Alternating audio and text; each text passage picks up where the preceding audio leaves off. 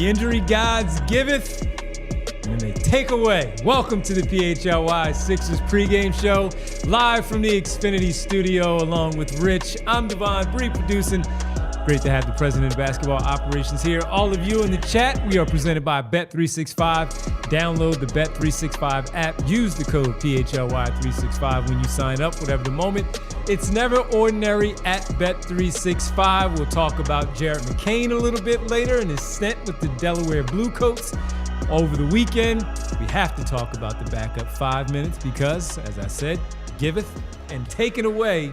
We'll talk about the 5 minutes and what's going on there, who gets those minutes. But we have to start with number one, saying, welcome back from the weekend, everybody. Make sure you hit the like button. We appreciate you as always.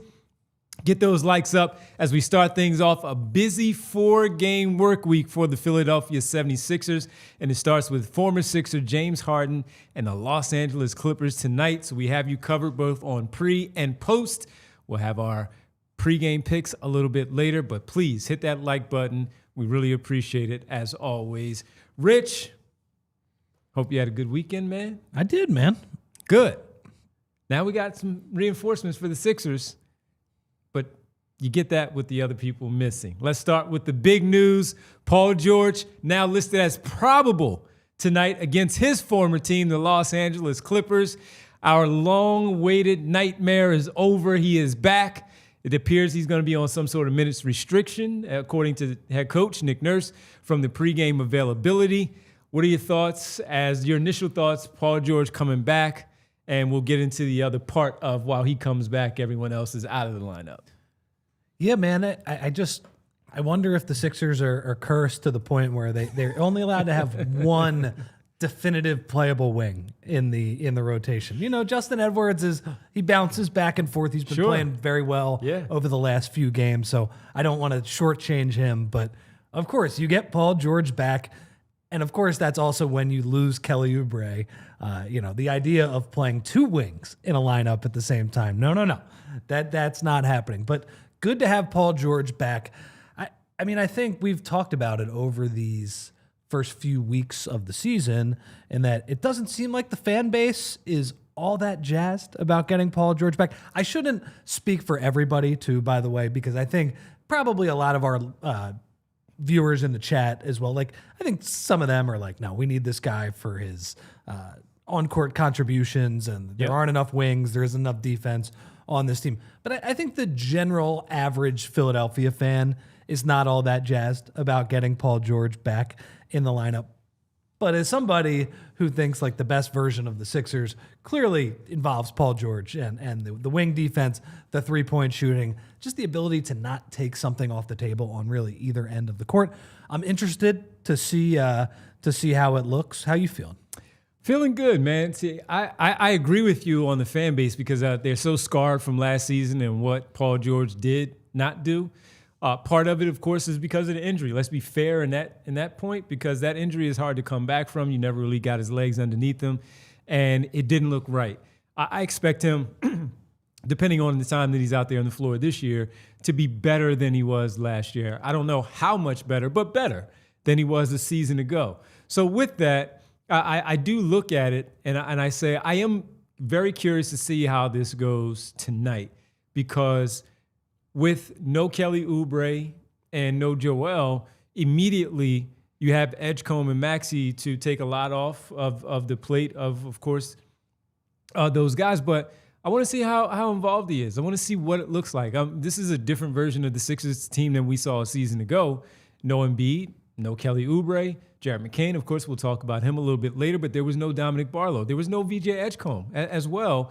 And there wasn't a Quentin Grimes either, at least for an extended period of time, to see how Grimes would also play with Paul George. So you lose what you lose in the, 17, 18 points a night from Kelly Oubre and the strong defense on the perimeter. Here you have a guy now on a minute restriction, but he has to be able to pick up some of that slack tonight while you're still trying to give him a little bit of grace and allow him to find his footing underneath him in the restrictions. But when we talked about this team being better than they were a season ago, it has his handprints are all over it. His fingerprints are all over whatever success that they're going to have. And as good as they have been, you're only hoping that they're going to be better with him out there in the lineup because of the shooting ability. The fact that he is someone you can trust to run an offense when Tyrese Maxey is out of the lineup. For the people who did not have a chance to see our conversation with Tim Legler earlier today, we posted it on our YouTube page. Once we're done and before the game starts, go check it out as you get ready for the game, or turn it on while you're watching the game as well. And he talked about it should be a pretty seamless fit because of a veteran who knows how to play, knows how to integrate himself back into any type of offensive and defensive structure out there on the floor because of the way that he plays. It should be something that fits right away with Maxey, Edgecombe, and all. Because when he was out there, Rich, last year, a lot of times we were talking about, why are you not taking more shots? Why are you not taking these specific shots? So he's not coming in there trying to take over the offense. The only time we complained about that was in that first game he played in against Phoenix when they started that West Coast road trip early where Maxey had the hot hand. He took the last shot at the end of the game, right? That's the only time. But we love the aggressiveness and all that. So I am looking forward to seeing what he does have. Just the same way we saw with all these other players that came back from injury and got back into the lineup. The only part that, of course, I'm a little bummed about is the others were healthy. Now they're out, and he's back in. Yeah, you can't have everybody at the same time. Hopefully, Nick Nurse did make some comments that Joel, he said he's still feeling soreness in that right knee, but didn't sound like too concerned in that it does seem like Joel Embiid will return pretty shortly here. That's kind of the vibe that Nick Nurse gave to reporters. And look, they have a back-to-back Wednesday, Thursday. If he were to play in either one of those, Rich, I'd imagine it's the home game. And then they're not back on the floor until Sunday. Yeah. So, look. Also home. So, I think Paul George is going to be rusty tonight. So do I. And that's okay. Although, hopefully he's not as rusty because he has been playing 5-on-5 for a very long amount of time. Like, this is not Jared McCain, who came back a couple weeks before we thought his projected timetable would be. No. Paul George he took his time on this one. He's been playing 5-on-5 for basically a month now. Hopefully he is less rusty. Yeah, I agree with you. I mean, he has the skill set to fit in any sort of offense, right? That's the beauty of Paul George, in that he can play off the ball. He can run some pick and rolls for you. He can guard up. I mean, he even talked at media day that I'm going to play the 4 more this year. But if you want to go with bigger lineups as well, he can certainly scale down his role. So to me, man, I think he fits. It's just going to be a matter of, like we saw when Jared McCain came back, he wasn't fully integrated into the offense. And again, Jared McCain really hasn't. He still hasn't. And I think some of that has to do with his level of play. I'm not as worried about that with Paul George.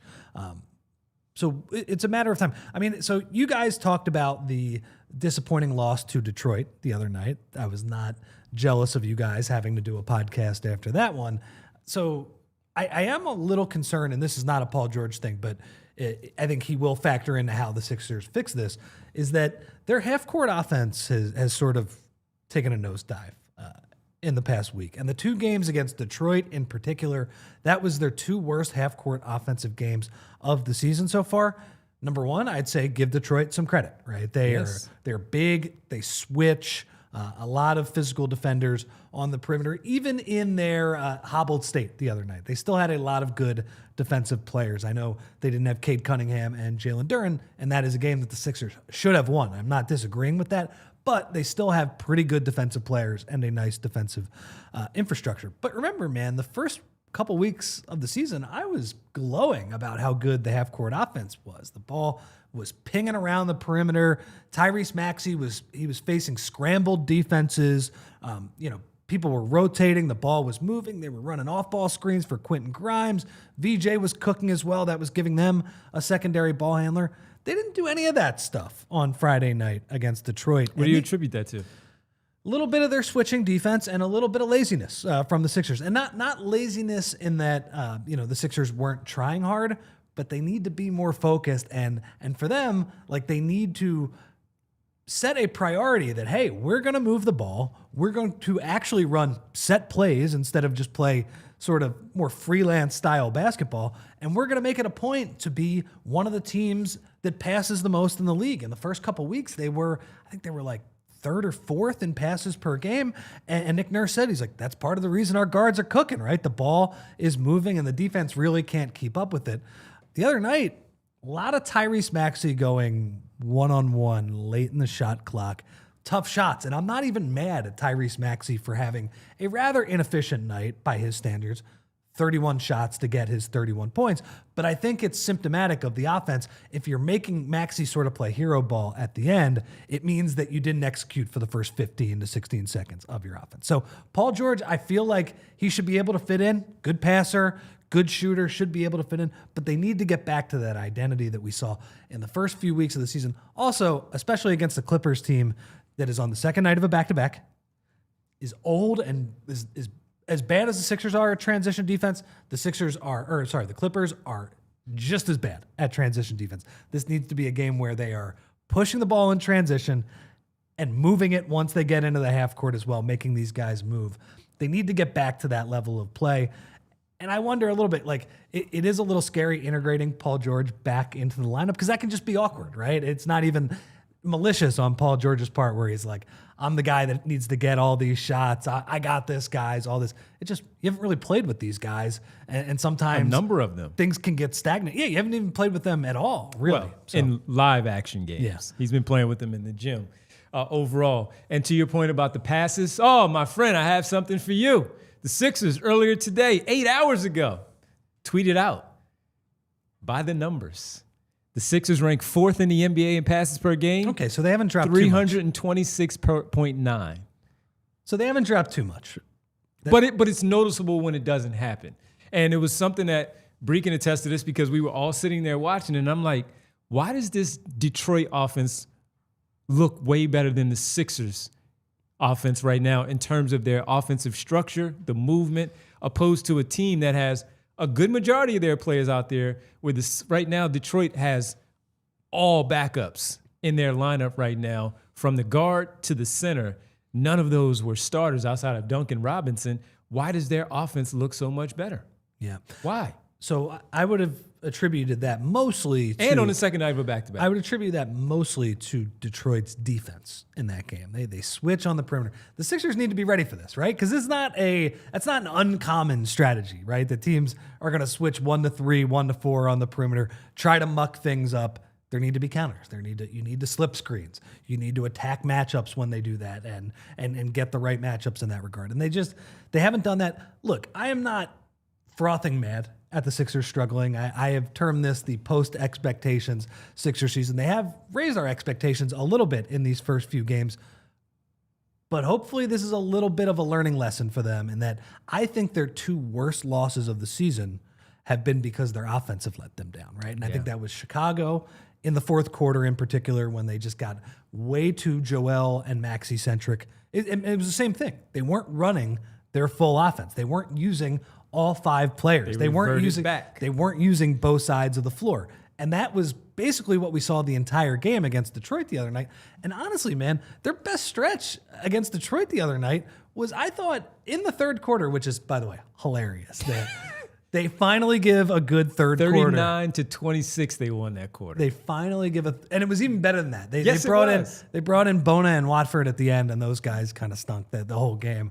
And they let the Pistons back in a little bit. I mean, the first 7-8 minutes of that third quarter was as good as it gets. You had some unbelievable shot making. You had some ridiculous stuff. You had Drum making relocation threes. I'm not sure how much that's going to translate, but I thought that was on the strength of their defense. I thought they came out in that second half. Obviously, they made a couple subs, one of which was injury related with Oubre, but those guys just turned up the heat on defense. And I was really impressed. And they got out in transition and got a bunch of easy buckets. I really thought their half-court offense is what let them down. So clearly, that's the state of play for the Sixers. They are going to win when their offense is cooking. There are defensive limitations right now. Now, the hope is Paul George, I think, is going to help in that regard. Now, he's not going to make them a top 5 defense by himself, but some of their issues with size and rebounding and some of those things, and just really giving up dribble penetration, getting back on defense, all of those things, I think he might be able to help in a lot of those areas. Hopefully, the thing is, Devon, it goes from terrible to just kind of bad or maybe even average, and then the Sixers will be cooking with gas. But the state of play is that the Sixers offense, they cannot afford a full night or even a full quarter like we saw against Chicago where they get unfocused in their half-court offense. I'm with you, Vic. Excited to see Paul George play tonight. Who's going to be at the 5? We need to talk about that when we get back as well, because no Adem Bona, no Joel Embiid tonight against the Los Angeles Clippers, who are also on the second night of a back-to-back, as we talked about with the Pistons on Friday night. How will the center minutes play out tonight with this group? When we come back, we'll dive into it all right here on the Sixers PHLY Sixers pregame show presented by Bet365. Whatever the moment, it's never ordinary at Bet365. And you have your basketball team playing tonight, and you have a Monday Night Football game tonight as well. So you can double dip it. You can include, hey, my team is going to win, and so are we all hate them, the Dallas football team as well. But if you want to put those two together, be one of the 90 million users worldwide, like I am, like we are here at PHLY, make sure that you go sign up, because you do get live streams of 780,000 events each year, early payouts across the NBA and the NHL, and they have pioneered that live in-game betting, by the way. When it comes to Monday Night Football, you get a 50% super profit boost token on same-game parlays. Have at it, everybody, because it's very easy to take advantage of that. And with the early payout offer, if you do decide to go Dallas because they're playing Las Vegas and that team is not very good, you're a winner if the team that you bet on goes up by 17 points. That's an instant payout. Straight bets and parlay selections are marked as winners. For the basketball, just simply go out there and play your team and win. We'll tell you how we win a little bit later with our pregame picks. All right, so the breaking news, new customers now get $300 in bonus bets when you sign up. And when you bet $5, win or lose, sign up using the code PHLY365, deposit $10, place a bet for $5, you get $300 instantly, and you can use those in bonus bets if your bet wins or loses. Bonus bets can be used on spreads, totals, player props, futures, and more. Whatever the moment, it's never ordinary at Bet365. Must be 21 plus and physically located in Pennsylvania. If you or someone you know has a gambling problem and wants help, call 1-800-GAMBLER. And guys, the other day, went to Kyle Neubeck's place, man, and he was pumped to watch some hoops, but his setup, it was a total mess. Lagging, buffering, and switching between apps trying to find the game. He claims that he's a big fan, but I felt like I was fan-fished. See, if you call yourself a basketball fan, you gotta have Xfinity. It is the ultimate sports destination. I can find the best games and my favorite teams all in one place, and the way that I watch, it is next level. It's the perfect fan flex. I've got all the action right there in my living room, plus Xfinity's best picture and sound with enhanced 4K, so clear that it feels I'm in the arena. Xfinity Mobile Arena. Sometimes I got 4 games going at once, because why not? And on top of that, I get real-time notifications and live stats right there on my TV. It's the best seat in the house every time. So next game day, make sure that big fan is not a big fail. Learn more at Xfinity.com. Xfinity, imagine that. Restrictions apply. Multi-view requires Xfinity 4K capable TV box. Welcome back to the PHLY Sixers pregame show presented by Bet365. All right, Rich, we do have the starters as well for tonight. They're out. Paul George is in. Yes, he gets the start in Kelly Oubre's place, along with the usual backcourt tandem of Maxey and Edgecombe. And as of late, Andre Drummond gets the minutes at the 5. The forward, Dominic Barlow, gets the run tonight ahead of Trendon Watford, which I think is the right call as well, especially with the help needing on the glass, and make sure that they don't allow those opportunities for the Los Angeles Clippers. That's a pretty big front court lineup that they have there. Paul George in the starting lineup tonight, as we have talked about. My question for you now and everyone else is, what do you do with the center minutes behind Andre Drummond? Here is Nick Nurse before the game when Kyle's tweet has it. Nurse was asked about whether Broom, Barlow, or Walker had maybe emerged as the main option at backup center down Embiid and Bona tonight. Here's the quote. They're all options tonight. They all should be, because you're thin at the 5. So what do you want to see? We've been talking about it, man, especially how bad Bona was before the injury. Just give Janai Broom some minutes and let's see what happens. He's a second-round pick for a reason. Let's see what he has. What do you look at and say, all right, this is what I think I might do at that center position? And the centers for everybody, Ivica Zubac and Brook Lopez. John Collins is also, I don't know if he's in. Let me just double check. But All right, John Collins is starting. Zubac is starting. So you have Brook Lopez. Derrick Jones Jr. is also out, by the way. He's injured. He's going to be reevaluated in a few weeks with an injury he sustained last night in Boston. Thank you, Bree. So with that, where do you go with the center minutes? I don't know. I don't know. The first thing I would say is that Drum be ready to play a lot of minutes tonight, and I think he's capable of doing that in a pinch. I like that Sixers starting lineup. The first thing that stood out to me is you can rebound with that lineup. Like that's like I think you have PG's an okay rebounder for three. Hey, I think you have plus rebounders at every other position though. That's good stuff. So can you get the initial stop with? By the way, they're going to face maybe 1,000 James Harden, Ivica Zubac pick and rolls tonight. That's going to be the Clippers offense on the second night of a back-to-back. If you can get some rebounds, though, I think you're going to be able to get a lot of easy buckets against this team. So you mentioned Brook Lopez is the backup center. I think everybody knows what Brook Lopez's game is by this point. I think from what I've heard, he's probably taken a little bit of a step back. He has. I've seen a few, and also talking to people out there in L.A., he is not Brook Lopez anymore. So it's interesting. I mean, I think now watch he hit 5 threes tonight. Well, yeah. Well, honestly, I think as Brook Lopez is moving towards not even a different phase of his career because he's already done that, but the end phase of his career, I almost feel like he'd still have the tricks of the trade against Embiid because he always played Embiid pretty well. Now the Sixers have two options with those three guys. Brook Lopez, as we know, is he is a drop center, right? You're gonna put him against pick and rolls and against ball screens. You're gonna put him probably below the free throw line, and he's going to retreat and try and protect the rim. So how do you beat that? There's two ways you can go about it. Janai Broome, he showed a little bit of a three-point stroke in Summer League, the ability to face up and play and delay. That's one way because you can drag Brook Lopez out to the three-point line, or you can play Barlow and Walker and sort of have, I would say, more speed than those two guys. I think either one of those is absolutely fine. What do you think they'll initially go with? I wonder do they go with a lineup where they play Barlow and Walker together? Maybe. That was going to be my call. If anything, if Drummond comes off the floor, I think he would give them the opportunity, especially with no Kelly Oubre there to play the four. I think you will see a Walker and Barlow front court in terms of the 5 and the 4. And if things get a little wacky, or maybe just Nurse sees a situational play here where he can throw Broome, give me 3 to 5 minutes. Let's see how this goes. And the good thing about Broome, as much as I got on Broome pre-draft, the night we were all together on draft night where I just randomly threw his name out there and said, guys, he's still there. My guy, Kalkbrenner, was already off the board as we had talked about. That was such bad luck. Wouldn't he be perfect right now for this situation? Totally. And that's not even a shot on Broome. You'd rather have Kalkbrenner than Bona. Yeah, and my thing with my one thing, though, about Broome is he does know how to rebound.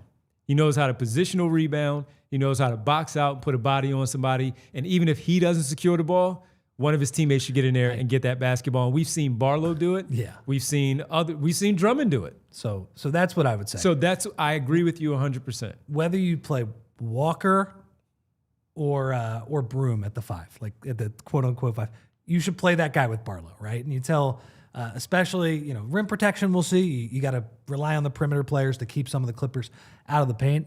But the big key is just get a body on Brook Lopez. That's it. And then Barlow, if you're playing the 4, you're the guy who's going to have to come in and rebound the basketball. Got to. Team rebound collectively. Here's my other thing as we talk about no Kelly Oubre, who would play a lot of the 4 minutes in those smaller lineups. Or even when the Embiid was out there, Kelly would play the 4. They go 3 guards and all.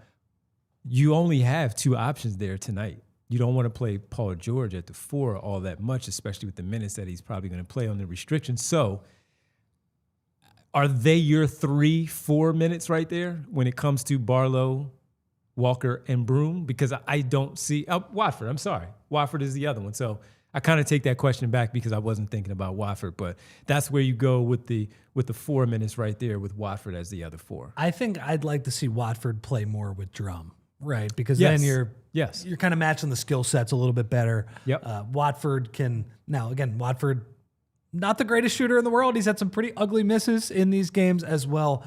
But Watford, more of the offense first guy. Drum, you get the rebound. Watford can push the ball, throw it to him.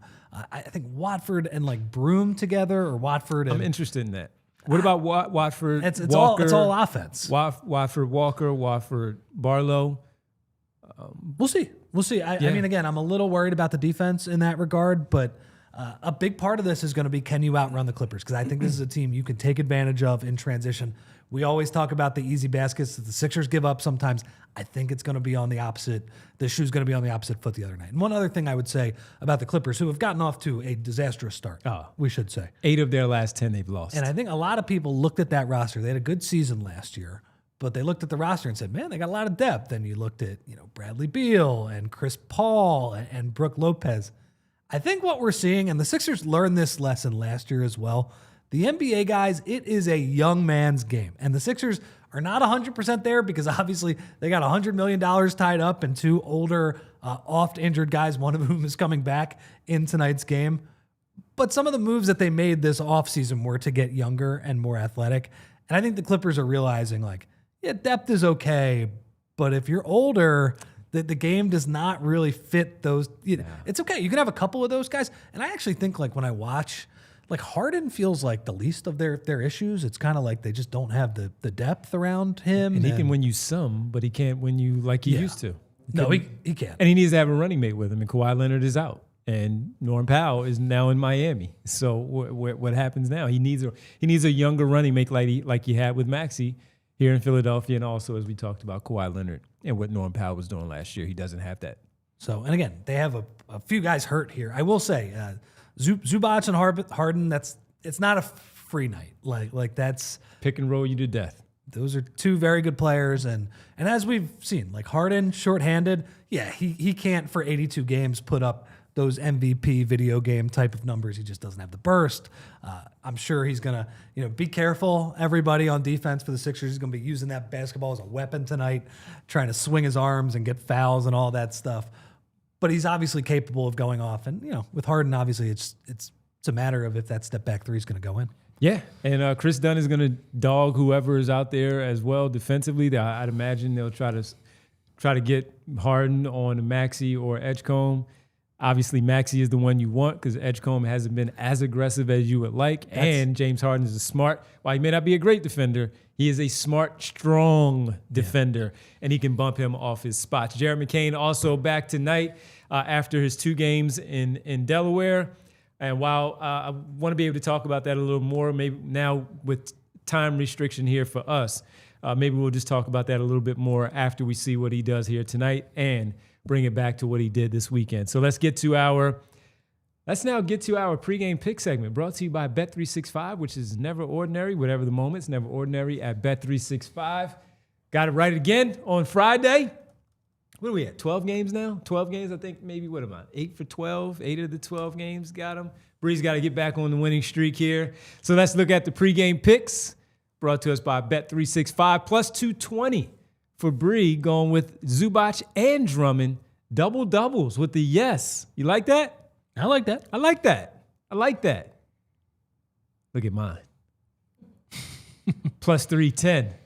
Take a swing. We got 82 games. Let's take a swing. Nurse said he's taking these shots because he's practicing, and we told him to take them. Drummond, half a three-pointer made tonight. And Barlow, plus 5 on the rebounding side of things. You can get those at Bet365. Make sure you go sign up. Use code PHLY365 whenever you sign up. Whatever the moment's never ordinary at Bet365. $300 invest for you as a new customer. Deposit 10, place a bet for 5. You get $300 win or lose. Man, we appreciate it from Bet365. There was one in there. I couldn't use it as a parlay, though.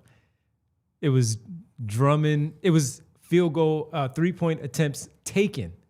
And it was 1.5. I was like, oh, give me that. He's taken 2 tonight, but I couldn't. He's definitely taken 1. I couldn't put him in a parlay, so there's that. All right, with that being said, that's my bet. We got 82 games. Let's run with it. Let's have some fun with this one. Let's have some fun with the game tonight. Paul George is back, everybody. We've been waiting, and we got him 12 games in, game number 13 against his former team. Let's see what he does against his former group. For Rich, Bree, I'm Devon. We'll check in with Kyle after the game as well. Everybody, enjoy the game. We reconvene back here after the game for the PHLY Sixers postgame show. 10 minutes after the game goes final. We're right back here with you for the Sixers-Clippers postgame. We'll talk to you after the game. Enjoy. We all see city like the mayor.